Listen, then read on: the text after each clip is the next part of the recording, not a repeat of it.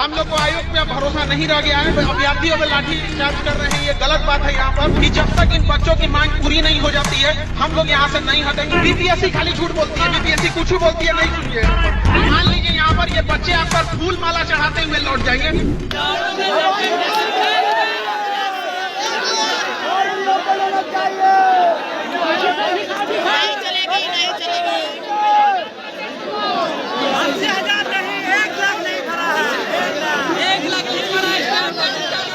वापस नहीं ले लेंगे। हम लोग को आयोग पे अब भरोसा नहीं रह गया है। माननीय मुख्यमंत्री जी पे पूरा भरोसा है।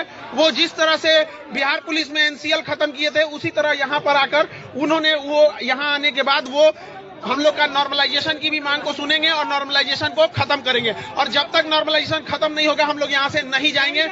अनिश्चितकालीन हम यहाँ लाठी चार्ज, अब बताइए इन अभ्यर्थियों पर लाठी चार्ज कर रहे हैं, ये गलत बात है। यहाँ पर पुलिस प्रशासन से भी हाथ जोड़कर विनती है, हम लोग अहिंसात्मक रूप से पूरे शांतिपूर्ण ढंग से अपनी बात रखेंगे। लेकिन इतना हम आपको कहते हैं, विश्वास दिलाते हैं कि जब तक इन बच्चों की मांग पूरी नहीं हो जाती है हम लोग यहाँ से नहीं हटेंगे। बीपीएससी खाली झूठ बोलती है, बीपीएससी कुछ बोलती है, नहीं सुनिए। यहाँ पर एकदम गलत बात है। हम लोगों को 2 महीना से टॉर्चर करके रखा गया है विद्यार्थियों को। कभी कहते हैं कि हमने कभी कहेंगे 38 जिला का पेपर अलग रहेगा, कभी कहेंगे 3 पेपर अलग रहेगा, कभी कहेंगे मल्टीपल दिन में होगा, कभी कहेंगे हम लोग आखिरी दिन में भी चेंज कर सकते हैं। सचिव कुछ और बोलेंगे, अध्यक्ष कुछ और बोलेंगे, बाहर मीडिया में कुछ और आएगा। ये क्या चीज बना के रख लिए लोग, बताइए।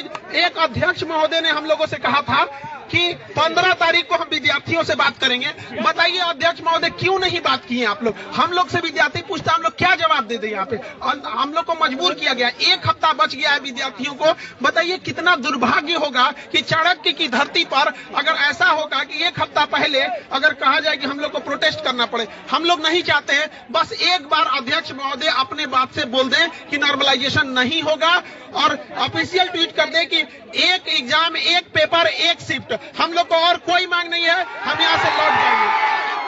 अध्यक्ष महोदय और सचिव महोदय से कहते हैं कि आप मान लीजिए यहाँ पर ये बच्चे आप पर फूल माला चढ़ाते हुए लौट जाएंगे। हमें किसी से कोई व्यक्तिगत दुश्मनी नहीं है। हम लोग भी गला फाड़ फाड़ के पढ़ाने के बाद यहाँ पर ये देखिए, नॉर्मलाइजेशन की तरीका एक ऐसा है कि अगर उसमें एक भी कर्मचारी गलत नियम से निकला तो किसी को 10 नंबर बढ़ा के दे देगा। लेकिन क्या आप गारंटी ले सकते हैं कि किसी व्यवस्था चाहे जितनी भी अच्छी क्यों ना हो, उसको लागू करने वाला भी अच्छा होना चाहिए? यहाँ पर आप छोटे बच्चे के हाथ में हथियार नहीं दे सकते, भले हथियार कितना भी अच्छा हो यहाँ पर। इसलिए हम लोग कभी एक्सेप्ट नहीं करेंगे। और जब तक हम लोग की मांग है, जब तक नॉर्मलाइजेशन खत्म नहीं होगा हम यहाँ से नहीं हटेंगे, नहीं हटेंगे। देखिए लाठी चलाने के लिए हम हाथ जोड़ के विनती करते हैं, जो भी पुलिस प्रशासन है, आप समझिए आप लोग के भी बच्चे यहीं पढ़ रहे हैं, उन लोगों को भी हम लोग पढ़ाते हैं। हम लोग धरना स्थल पे, देखिए हम लोग संविधान मानने वाले हैं, इसीलिए हम लोग कहीं सड़क पे नहीं गए। हम लोग संवैधानिक ढंग से धरना स्थल पे आए थे। ये वही जगह है जहाँ से हम लोग एनसीएल को मनवा के गए थे और इसी जगह से नॉर्मलाइजेशन रद्द करा के जाएंगे और शांतिपूर्ण ढंग से जाएंगे। आप लोग को भरोसा है ना? और हम लोग को बीपीएससी से कोई उम्मीद नहीं है, हम लोग को सरकार से उम्मीद है। हाथ जोड़ के विनती करते हैं, सरकार से भी कहते हैं, इन बच्चों का चेहरा देखिए।